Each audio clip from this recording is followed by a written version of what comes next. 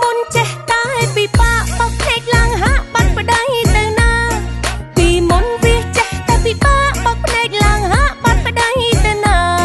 មានប្រពន្ធកូនមានគ្រួសារចេញពីធ្វើការថាមិនដែលចូលផ្ទះខឹងចិត្តខ្ញុំបបួលលែងលះប្រករស់រាន់ភ្ញាក់នោះតែផ្ដិតមេដៃ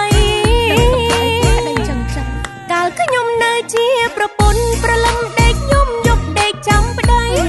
កាលខ្ញុំនៅជាប្រពន្ធប្រលឹមដេកយំយកដេកចាំប្តី